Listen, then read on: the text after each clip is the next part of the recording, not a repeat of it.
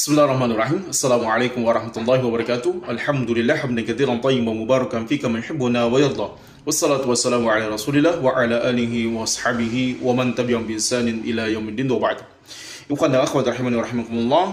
Hari ini tepatnya hari Ahad tanggal 20 Oktober 2024, rakyat Indonesia telah sah memiliki pemimpin yang baru dari era kepemimpinan atau kepresidenan Pak Joko Widodo, kemudian digantikan oleh presiden yang ke-8, yaitu Jenderal Purnawirawan Prabowo Subianto.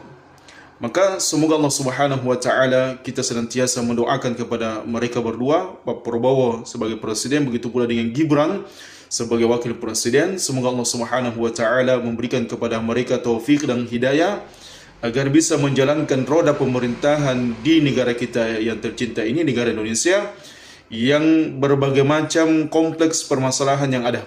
Semoga Allah Subhanahu wa taala memberikan kepada mereka kemudahan, kesehatan untuk bisa mengurus negara yang besar ini dengan jumlah rakyat yang jumlahnya juga sangat banyak.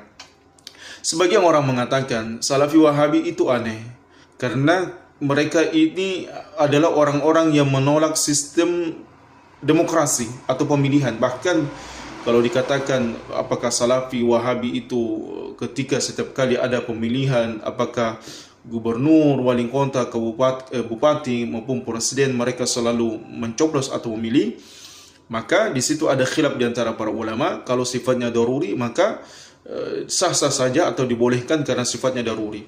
Namun secara umum, setelah mutlak, Salafi Ahli Sunnah wal Jamaah itu selalu menjauhi sebuah perkara yang syubhat. Ya, di antaranya adalah sistem demokrasi yang dianut oleh sebagian negeri kaum muslimin. Namun hasil daripada sistem pemilihan secara demokrasi tentunya kita terima. Adapun siapapun yang dipilih kemudian menjadi pemimpin negara Indonesia ini secara demokrasi, maka kepemimpinannya sah dan wajib untuk kita berbaiat kepadanya. Dan Allah Subhanahu wa taala dalam perkara ini telah menyebutkan atiullah wa atiur rasul wa ulil amri minkum. Taatlah kalian kepada Allah dan taatlah kalian kepada Rasul dan taatlah pemimpin. Jadi kata para ulama berdasarkan ayat ini, pemimpin yang ditunjuk, pemimpin yang dipilih, pemimpin yang terpilih secara demokrasi dan sebagainya, termasuk di dalamnya demokrasi, maka wajib kita untuk senantiasa mentaati mereka dalam perkara ma'ruf. Adapun ketika mereka memerintahkan kepada kita semuanya sesuatu yang melanggar syariat, maka la ta'ata li makhluqin fi ma'siyatillah. Tidak ada ketaatan kepada makhluk dalam rangka bermaksiat kepada Allah Subhanahu wa taala. Dan menghasilkan kepemimpinan dalam Islam, maka ada 3 kategori. Yang pertama, zaman rahmatullah, apakah kepemimpinan itu ditunjuk dari pemimpin sebelumnya? Seperti Abu Bakar radhiyallahu taala anhu, ketika beliau di akhir hayatnya sebelum beliau meninggal, maka beliau menunjuk penggantinya Umar bin Khattab sebagai penerus daripada kekhilafaan sepeninggal beliau. Maka dipilih secara warisan dari kepemimpinan sebelumnya. Kemudian yang kedua, dipilih karena hasil musyawarah. Di antaranya hasil musyawarah yang dilakukan oleh para sahabat ridwanullah jami'an adalah kepemimpinan Utsman ibn Affan radhiyallahu taala anhu. Ketika sahabat Umar ibn Khattab ditikam dan menjelang kematiannya, maka kemudian para sahabat yang masih hidup di zamannya Umar, mereka kemudian bermusyawarah dan akhirnya menunjuk Utsman ibn Affan radhiyallahu taala anhu sebagai khalifah setelah meninggalnya Umar ibn Khattab radhiyallahu taala anhu. Kemudian yang ketiga, zaman rahmatullah, yang kedua adalah kepemimpinan yang ketiga. Tadi musyawarah, yang pertama tadi karena pemimpin yang pertama itu menunjuk siapa yang menggantinya, kemudian yang kedua dipilih secara musyawarah, kemudian yang ketiga kepemimpinan didapatkan secara kudeta. Dan kalau dia berhasil mengkudeta seorang pemimpin dan dia menguasai wilayah dan berhasil mengalahkan lawan-lawannya, maka kepemimpinannya tetap sah. Nah, inilah kata para ulama, 3 perkara yang berkaitan dengan kepemimpinan yang dianggap sah dalam syariat Allah Subhanahu wa taala. Dan juga Nabi SAW ini tidak boleh main-main. Seseorang ketika mereka kemudian tidak menerima siapapun di antara kaum muslimin yang menjadi presiden, bahkan tidak ingin taat, kemudian membangkang bahkan menampakkan kebenciannya kepada pemimpin tersebut, maka coba kita menengok hadis Nabi SAW. Mamata walaysa lahu imamun mata maitatan jahiliyah. Siapa yang meninggal dan ketika dia meninggal dia tidak mengakui kepemimpinan siapapun yang memimpinnya. Ya, dia tidak mengakui kepemimpinan siapapun yang memimpinnya, maka mata maitatan jahiliyah, maka dia mati dalam keadaan meninggal jahiliyah. Ini peringatan keras bagi kita semuanya. Kepada rakyat Indonesia, mari kita bersatu semuanya, membersihkan hati-hati kita, hilangkan kebencian, dendam, kemudian amarah, dan tidak ridho dengan kepemimpinan yang ada.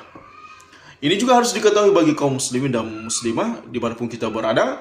Siapapun memimpin itu ada kelebihan dan kekurangannya. Kita tidak akan pernah mendapatkan pemimpin itu 100% banyak kelebihannya, tidak pernah. Selalu ada cacat, selalu ada, ya mungkin ada kezaliman, ada sesuatu yang kita tidak ridho, ya terlepas daripada apa yang mereka lakukan, antara dia dengan Allah Jalla Jalaluhu urusannya. Mereka akan mempertanggungjawabkan apa yang mereka pimpin daripada masa kepemimpinannya. Adapun rakyat seperti kita ini, ya wajib untuk sam'u wa ta'ah, tetap dengar dan taat kepada pemimpin yang sah, membantu mereka, mendoakan mereka. Bahkan Imam Ahmad, Masya Allah, dalam sebuah perkataannya, andaikan saya tahu memiliki doa mustajab, maka doa mustajab ini saya akan peruntukkan kepada pemimpin. Karena kepemimpinan yang adil, kepemimpinan yang saleh, ketika kita dipimpin oleh orang yang saleh, orang yang baik, maka maslahatnya sangat besar untuk rakyat yang banyak. Makanya wajar Imam Ahmad dengan kecerdasan, dengan kedalaman keilmuan beliau mengatakan, andaikan saya punya doa yang mustajab, maka saya akan berikan kepada pemimpin. Saya doakan kepada pemimpin itu. Karena kenapa? Baiknya pemimpin akan memberikan maslahat yang sangat banyak bagi rakyat Indonesia. Maka jangan pernah kita pesimis dengan keadaan yang ada.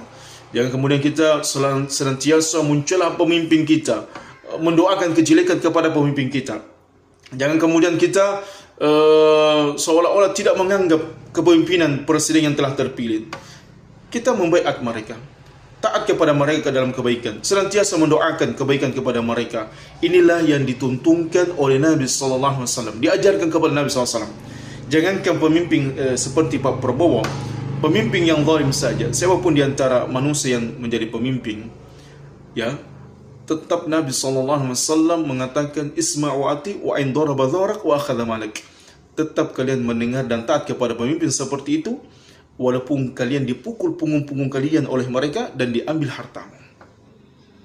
Kalau pemimpin zalim saja kita masih diperintahkan oleh Nabi SAW, masih ditekankan untuk mendengar dan taat kepada pemimpin yang zalim, maka bagaimana pemimpin yang baik, pemimpin yang ramah, pemimpin yang tidak menzalimi rakyatnya? Justru kita harus mendukungnya. Adapun kalau ada sesuatu yang kita tidak sukai darinya atau tidak sependapat dengannya, ya tetap kita mendengarkan dan taat. Tapi dalam perkara kejelekan kita tidak taat kepada beliau.